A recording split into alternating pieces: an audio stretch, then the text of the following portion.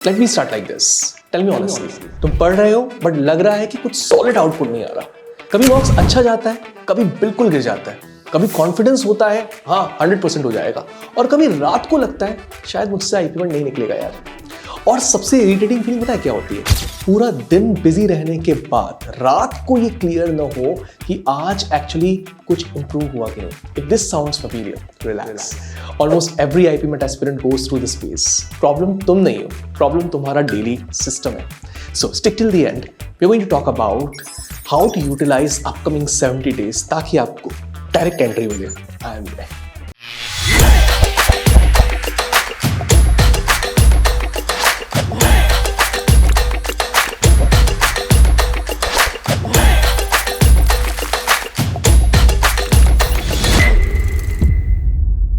अब देखो, तुम्हारे पास रफली 70 दिन बचे हुए हैं।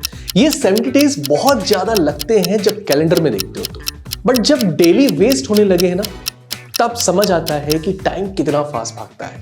इसलिए आज मोटिवेशन नहीं, आज सिस्टम की बात करते हैं। सबसे पहले एक बात समझ लो, आईपीमेट सिलेबस का एग्जाम नहीं है। यस, आईपीमेट सिलेबस का एग्जाम नहीं है, आईपीमेट प्रेशर हैंडल करने का एग्जाम है। मॉक्स गिरते हैं, पेरेंट्स पूछते हैं, फ्रेंड्स कंपेयर करते हैं, इंस्टाग्राम पे कैंपस रील्स आती हैं और दिमाग हिलने लगता है। इसलिए प्रिपरेशन का फर्स्ट स्टेप बुक्स नहीं होता, माइंड होता है। रोज थोड़ा वॉक करो, थोड़ा सा स्ट्रेच करो, म्यूजिक को भी सुन लो, क्वाइट टाइम रखो। अगर ये चीज ऐड कर दी हर दिन में, इसका फायदा एग्जाम में भी दिखेगा। बिकॉज जो एक काम माइंड डिसीजंस ले सकता है ना, कोई और नहीं ले सकता। दूसरी चीज, रीडिंग बहुत एसेंशियल है आज भी। एडिटोरियल पढ़ो या आरसीज को पढ़ो, लेकिन पढ़ो जरूर यार। फोन को थोड़ा साइड में रख दो। देखो, आरसी का डर इसलिए होता है क्योंकि रीडिंग हैबिट में नहीं होती गाइस। जो बंदा रोज पढ़ता है ना, उसके लिए आरसी एक नॉर्मल रीडिंग जैसा ही लगेगा। जो नहीं पढ़ता वो एग्जाम हॉल में जरूर फ्रीज हो जाएगा, ये क्लैरिटी है। सो एक इंपॉर्टेंट हैबिट बना दो, टाइम ब्लॉक कर दो हर दिन का। उठने के बाद खासकर बहुत अच्छा टाइम होता है, 1 घंटा रीडिंग करनी ही करनी है। और रिएक्शन को पूरा बंद कर दो। एक और इंपॉर्टेंट चीज, वॉक जब भी खराब जाए ना, ज्यादा मत सोचना, रिएक्शन मत देना, सीधा एनालिसिस पे उतर जाना। फ्रेंड आगे निकल गया, अपना काम करो, उस ट्रेंड को छोड़ दो। पेरेंट्स कुछ बोलते हैं, डीप ब्रीथ लेकर उनको भी, उनकी बातों को भी इग्नोर करो। बस अपने फोकस को क्लियर रखना। अगले 70 दिन इमोशनल डिसीजंस नहीं लेने हैं, लॉजिकल डिसीजंस लेने हैं। इस चीज को सोच लो। अब पढ़ाई का स्ट्रक्चर भी दे रहा हूं, वो बहुत यूजफुल होने वाला है। तो हर दिन 3 चीजें जरूर इंक्लूड करना। मैथ्स, वर्बल, एलआर का रिव्यू। चाहे कम करो बट तीनों करो। यस, रिव्यू करना बहुत जरूरी है। ऐसा नहीं कि 3 दिन सिर्फ मैथमेटिक्स, फिर 3 दिन सिर्फ इंग्लिश, नहीं। मिक्स रखना बहुत जरूरी है, बिकॉज एग्जाम खुद मिक्स्ड है। तो कहीं ना कहीं आपके ब्रेन को भी वैसी हैबिट होनी चाहिए। प्रैक्टिस भी रैंडम मत करना। आज मैथ्स कर लूंगा, ये गोल नहीं है। गोल होता है अलजेब्रा के 30 क्वेश्चंस, एलआर के 25 क्वेश्चंस, आरसी के 2 पैसेजेस। अगर टारगेट बेस्ड प्रैक्टिस करी ना, तो प्रोग्रेस 101% दिखेगा।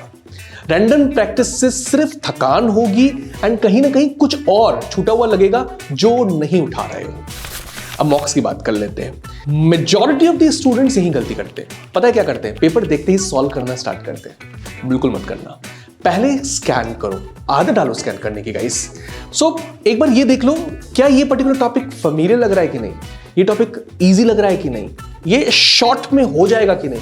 अगर तीनों जगह पहले टिक दिख रहा है ना, उस क्वेश्चन को जरूर उठा देना, और उस क्वेश्चन को मार्क कर लेना कि मैं इसको पहले उठाने वाला हूं। सो ये 5 से 6 क्वेश्चंस हर पेपर में जरूर होते हैं, और वो जब स्कैन करके पहले सॉल्व कर लोगे ना, कॉन्फिडेंस यहां से यहां पर पहुंच जाएगा। बाकी मीडियम वालों को मार्क पर रिव्यू कर देना, फिर सेकंड राउंड में उनको भी उठाना, उनको छोड़ना नहीं है। मार्क क्वेश्चंस को उठाओ, 30 सेकंड पहले रीड करो, 30 सेकंड थिंक करो, और उसके बाद 1 मिनट में सॉल्व करो। नहीं हो रहा, आगे बढ़ो। आगे बढ़ना बहुत जरूरी है। तो कहीं पर भी अगर अप्रोच नहीं दिख रही हो, प्लीज छोड़ दो, क्योंकि 1 मिनट पे 3 मिनट लगा दिए ना, तो तुम 2 और क्वेश्चन का चांस मार रहे हो। ये ध्यान में रखो, ये ईगो ट्रैप होता है। ईगो के साथ अगर लड़ाई करोगे ना, तो आईपीमेट के साथ भी लड़ाई आसान हो जाएगी। यस, एग्जाम के टाइम एम ये रखो कि English plus LR almost full attempt करेंगे अपन। आईबीएमएट जैसे एग्जाम में सिलेक्शन ही टफ होता है, पेपर आसान होता है, यस, क्योंकि कट ऑफ्स तो उतने ज्यादा जाने नहीं है ना, सिंपल सी बात है।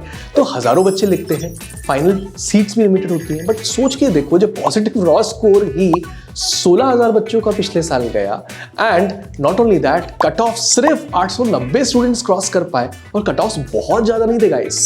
सो पेपर चाहे टफ था लेकिन उसमें आसान क्वेश्चंस थे, बस उन्हीं को चुनना है और निकालना है, और क्या करना है, राइट। एक और बहुत अच्छी ट्रिक देता हूं आपको मैं, जो सेक्शन भाता है ना वहां पर छक्का मारो, यस, उधर रुकना नहीं है।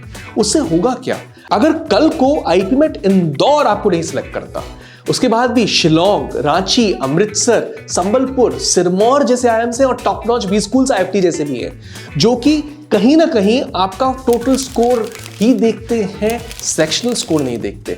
तो जिस सेक्शन में अच्छे हो ना उसको तो मैक्सिमाइज करो। एक और छोटी टिप जो कि आपका कल बदल सकती है, क्यूएएसए सेक्शन को क्यूएसए की तरह लो। इस सेक्शन को प्रैक्टिस करो कि बिना चॉइसेस के सॉल्व करें। इससे होगा क्या, कहीं ना कहीं आपका मेंटल फ्रेमवर्क वैसा हो जाएगा। नॉट ओनली दिस, बहुत बार आप आंसर्स तक पहुंच जाओगे, हो सकता है 24.8 तक पहुंच जाओ, 25 लिखो एंड वो क्वेश्चन का आंसर सही हो। इस टाइप की चीज से ना डेवलप हो जाती है हैबिट बिना एमसीक्यू के सॉल्व करने की भी। एंड ट्रस्ट मी, अगर क्यूएसए आसान आ जाता है ना तो आप बहुत अच्छा स्कोर कर सकते हो। मैंने पिछले साल खुद स्टूडेंट्स को देखा है इस स्ट्रैटेजी को फॉलो करते हुए। कुछ और फाइनल टिप्स जो कि हो सकता है आपको मदद कर जाए। स्ट्रैटेजी को हर वीक चेंज मत करो, सब स्ट्रैटेजी चेंज कर सकते हो, ठीक है। बहुत ज्यादा पीडीएफ को करेक्ट मत करो, एक ही जगह से पढ़ाई करो, एक ही अच्छे रिसोर्स को अपना पढ़ाई का हिस्सा बनाओ। And last but not least, scores को बिल्कुल कंपेयर मत करना। अगर स्कोर्स कंपेयर कर रहे हो अपने किसी और से, वो अपनी जिंदगी जी रहा है, आप अपनी जिंदगी जी रहे हो, खुद को खुद से कंपेयर करो। अगर अपनी रूटीन को फिक्स कर दिया और इन छोटी छोटी पॉइंट्स को फिक्स कर दिया ना, तो आईपीएम तुम्हारा है, किसी और का नहीं। Hit the like button, subscribe Super Grads YouTube channel.